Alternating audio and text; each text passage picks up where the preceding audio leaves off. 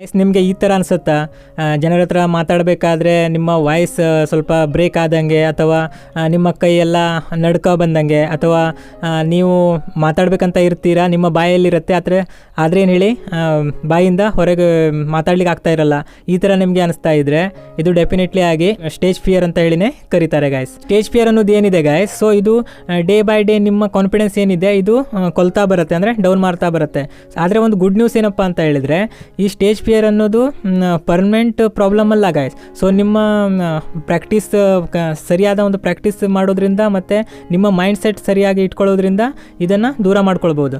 So guys, ಇವತ್ತು ನಾವು 5 simple ಟಿಪ್ಸ್ಗಳನ್ನು ಹೇಳ್ಕೊಡ್ತೇನೆ ನಾನು. ಸೊ ಅದನ್ನು ನೀವು ಫಾಲೋ ಮಾಡಿದರೆ ನಿಮ್ಮ ಏನು ಸ್ಟೇಜ್ ಫಿಯರ್ ಇದೆ ಇದು ಖಂಡಿತ ದೂರ ಮಾಡ್ಕೊಳ್ಬೋದು.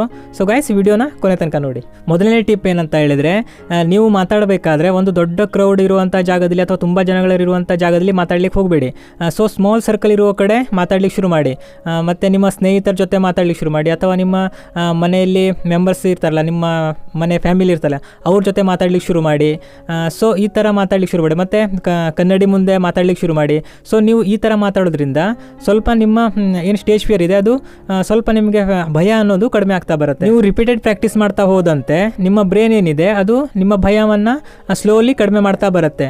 ಸೊ ಈ ಪ್ರಾಕ್ಟೀಸ್ ಏನಿದೆ, ಪ್ರಾಕ್ಟೀಸ್ ಮಾಡೋದ್ರಿಂದನೇ ನಿಮ್ಮ ಕಾನ್ಫಿಡೆನ್ಸನ್ನು ಬಿಲ್ಡ್ ಆಗುತ್ತೆ. ಫಸ್ಟ್ ಸ್ಟೆಪ್ಪೇ ಇದು.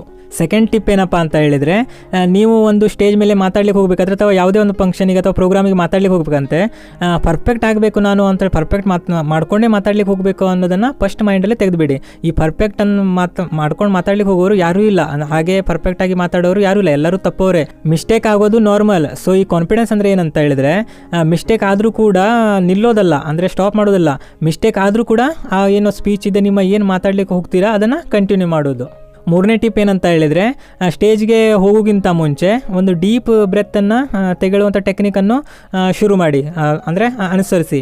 ಅಂದರೆ ಈ ಡೀಪ್ ಬ್ರೆತ್ ತೊಗೊಳ್ಳೋದ್ರಿಂದ ನೀವು ಸ್ಟೇಜ್ ಅಥವಾ ಯಾವುದೇ ಒಂದು ಮಾತಾಡ್ಲಿಕ್ಕೆ ಎಲ್ಲೂ ಸ್ಟೇಜ್ ಮೇಲೆ ಮಾತಾಡ್ಲಿಕ್ಕೆ ಹೋಗಿಂತ ಮುಂಚೆ ಡೀಪ್ ಬ್ರೆತ್ ತೊಗೊಂಡ್ರೆ ಏನಾಗುತ್ತೆ ಅಂದರೆ ಆಳವಾದ ಉಸಿರು ತೆಗೆದು ಒಂದು ಸಲ ಬಿಟ್ಟೇನಾಗುತ್ತೆ, ನಿಮ್ಮ ಬಾಡಿ ಹಗುರ ಅನಿಸುತ್ತೆ ಮತ್ತು ನಿಮ್ಮ ಮೈಂಡ್ ಕೂಡ ಕಾಮ್ ಆಗಿರುತ್ತೆ. ಸೊ ಆವಾಗ ನಿಮಗೆ ಅಲ್ಲಿ ಅಷ್ಟು ಪ್ರೆಷರ್, ನಿಮ್ಮ ಮೈಂಡಿಂದ ಪ್ರೆಷರ್ ಹೊರಗೆ ಹೋಗುತ್ತೆ. ಮಾತಾಡ್ಲಿಕ್ಕೆ ಒಂದು ಸ್ಟೇಜ್ ಮೇಲೆ ಹೋಗಿ ಯಾವುದೇ ಥರದ ಒಂದು ಭಯ ಅನ್ನೋದು ಇರಲ್ಲ. ಸೊ ಹೀಗೆ ಮಾಡೋದ್ರಿಂದ ನೀವು ನಿಮ್ಮ ಕಾನ್ಫಿಡೆನ್ಸ್ ಏನಿದೆ ಆಟೋಮೆಟಿಕ್ಲಿ ಇನ್ಕ್ರೀಸ್ ಆಗುತ್ತೆ ಗೈಸ್. 4ನೇ ಟಿಪ್ ಏನಂತ ಹೇಳಿದರೆ, ಈ ಆಡಿಯನ್ಸ್ ಏನಿದ್ದಾರೆ ಇದು ನನ್ನ ಎನಿಮಿ ಅಲ್ಲ ಅಂತ ಹೇಳಿ ಮೊದಲೇ ನೆನಪಿಡಿ. ಸೊ ಈ ಆಡಿಯನ್ಸ್ ಕೆಲವರು ಅನ್ಕೊಳ್ತಾರೆ, ಈ ಆಡಿಯನ್ಸ್ ಏನಿದೆ ಇವ್ರು ನನಗೆ ಜಡ್ಜ್ ಮಾಡ್ತಾರೆ, ಅಂದರೆ ನನ್ನ ಏನು ತಪ್ಪಾದ್ರೆ ಏನು ಅನ್ಕೊಳ್ತಾರೇನೋ, ನನಗೆ ನನ್ನ ಬಗ್ಗೆನೇ ಹೇಳ್ತಾರೆ ಅಂತ ಹೇಳಿ ನೀವು ಥಿಂಕ್ ಮಾಡೋದನ್ನು ಮೊದಲು ಬಿಡಿ. ಆ್ಯಕ್ಚುಲಿ ನೋಡ್ಲಿಕ್ಕೆ ಹೋದರೆ ಈ ಆಡಿಯನ್ಸ್ ಏನಿರ್ತಾರಲ್ಲ ಇವರು ನಮ್ಮ ಸಪೋರ್ಟಿಗೆ ಇರ್ತಾರೆ. ಅವರಿಗೆ ಬೇಕಾಗಿರೋದು ನಮ್ಮ ಕಡೆಯಿಂದ ಅವ್ರು ಎಕ್ಸ್ಪೆಕ್ಟ್ ಮಾಡೋದೇನು ಹೇಳಿ, ಸಿಂಪಲ್ ಒಂದು ಸ್ಮಾಲ್ ಕಮ್ಯುನಿಕೇಷನ್ ಮಾತ್ರ. ಸೊ ನಾವು ಏನು ಮೈಂಡಲ್ಲಿ ಅಂದ್ಕೊಳ್ಬೇಕು, ಅವರು ನಮ್ಮ ಫ್ರೆಂಡ್ಲಿ ಅಂತ ಹೇಳಿ ನಾವು ಅವ್ರ ಜೊತೆ ಕಮ್ಯುನಿಕೇಷನ್ ಅಲ್ಲಿ ಮಾತಾಡ್ತಾ ಹೋದರೆ ಯಾವುದು ನಮಗೆ ಟೆನ್ಷನ್ ಇರಲ್ಲ, ಭಯ ಇರಲ್ಲ. ಆರಾಮಾಗಿ ಬಿಂದಾಸಾಗಿ ಮಾತಾಡ್ತಾ ನಮ್ಮ ಏನು ಟಾಪಿಕ್ ಇದೆ, ನಮ್ದು ಏನಿದೆ, ಏನು ಮಾತಾಡಬೇಕು ನಾವು ಅದನ್ನು ಮಾತಾಡ್ತಾ ಬಿಂದಾಸಾಗಿ ಹೋಗ್ಬೋದು ಗೈಸ್. ಇನ್ನು 5ನೇ ಟಿಪ್, ಲಾಸ್ಟ್ ಟಿಪ್ ಏನಂತ ಹೇಳಿದರೆ, ಈ ಸ್ಮಾಲ್ ಏನು ಆ್ಯಕ್ಷನ್ಗಳಿರುತ್ತೆ ಅದನ್ನು ಇಮಿಡಿಯೇಟ್ಲಿ ತೆಗೆದುಕೊಳ್ಳಿ. ಅಂದರೆ ಈ ಕಾನ್ಫಿಡೆನ್ಸ್ ಅನ್ನೋದು ಒಂದೇ ಸಲ ಒಂದು ಆಟೋಮೆಟಿಕ್ಕಾಗಿ ಬಂದುಬಿಡೋದಿಲ್ಲ ನಮಗೆ. ಸೊ ಇದನ್ನು ನಾವು ಸ್ಮಾಲ್ ಆ್ಯಕ್ಷನ್ಗಳನ್ನು ತೆಗೆದುಕೊಂಡು ಅದನ್ನು ಪ್ರಾಕ್ಟೀಸ್ ಮಾಡೋದ್ರಿಂದನೇ ಈ ಕಾನ್ಫಿಡೆನ್ಸ್ ಅನ್ನೋದು ಬರುತ್ತೆ, ಸ್ಟೇಜ್ ಫಿಯರ್ ಅನ್ನೋದು ದೂರ ಆಗುತ್ತೆ. ಸೊ ನೀವು ಕ್ಲಾಸ್ನಲ್ಲಿ ಆನ್ಸರ್ ಹೇಳಲಿಕ್ಕೆ ಶುರು ಮಾಡಿ, ಅಥವಾ ಮೀಟಿಂಗ್ ಏನಾದರೂ ಇದೆ ಅದರಲ್ಲಿ ಮಾತಾಡ್ಲಿಕ್ಕೆ ಶುರು ಮಾಡಿ. ಹೀಗೆ ಈ ಥರ ಮಾಡ್ಕೊಂಡು ಹೋಗಿ ನೀವು ಮಾತಾಡ್ತಾ ಹೋಗೋದ್ರಿಂದ, ಅಥವಾ ಪ್ರಾಕ್ಟೀಸ್ ಯಾವುದೇ ರೀತಿಯಲ್ಲಿ ಒಂದು ಪ್ರಾಕ್ಟೀಸ್ ಮಾಡೋದ್ರಿಂದ, ಈಗ ನಾನು ಏನು ಹೇಳಿದೆ ಅಲ್ಲ ಇವಾಗ 5 ಟಿಪ್ ಏನು ಹೇಳಿದೆ, 4 ಟಿಪ್ ಇದರಿಂದ.